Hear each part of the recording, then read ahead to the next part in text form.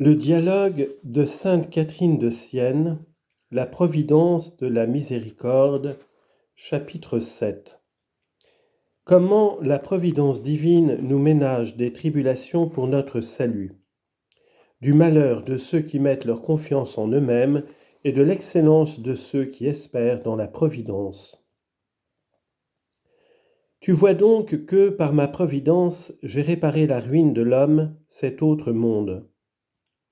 Mais j'ai abaissé sur la terre les épines de nombreuses, mais j'ai laissé sur la terre les épines de nombreuses tribulations, et permis que partout l'homme se heurtât à la rébellion des choses. Ce n'est pas sans un conseil de ma providence que j'en ai agi de la sorte, ni sans égard à votre bien. Ma sagesse s'est inspirée de vos besoins. J'ai voulu détourner l'homme de placer son espérance dans le monde pour l'amener à courir droit à moi qui suis sa fin, et j'ai pensé que du moins les coups répétés des tristesses humaines lui apprendraient à porter plus haut son cœur et ses désirs.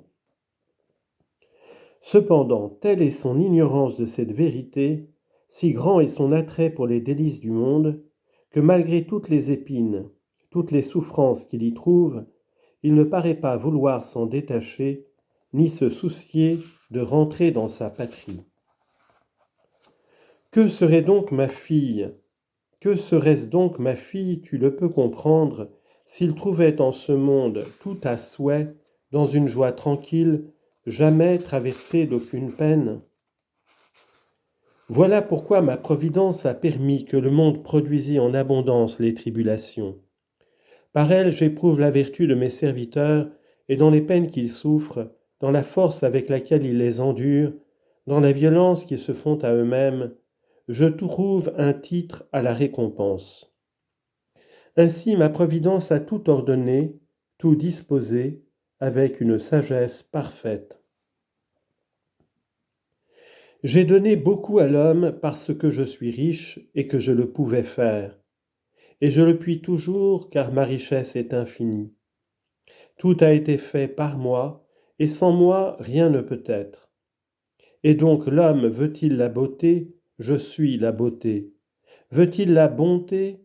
Je suis la bonté, car je suis bon souverainement.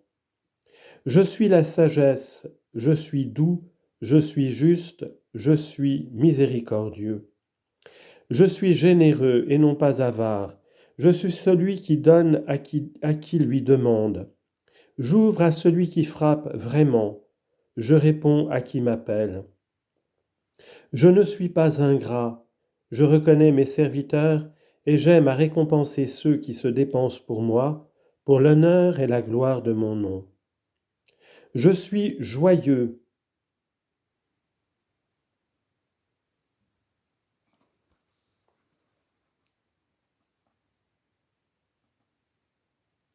Et je conserve en constante allégresse l'âme qui s'est revêtue de ma volonté.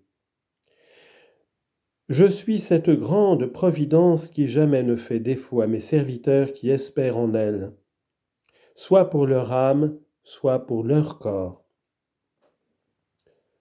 Comment l'homme peut-il refuser de croire que j'aurai soin de lui, lui que j'ai créé à mon image et ressemblance, quand il me voit nourrir et préserver le ver dans le bois sec, donner leur pâture aux bêtes des champs, aux poissons de la mer, aux oiseaux de l'air, à tous les êtres vivants qui sont sur terre. Je fais luire mon soleil sur les plantes, et je répands sur elles la rosée qui féconde. N'est-ce pas pour son service que tout a été fait ? Ma bonté n'a rien créé sans penser à lui.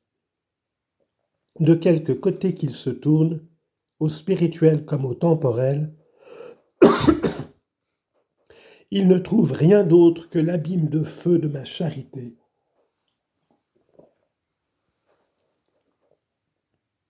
Servi par la grande et douce et parfaite providence.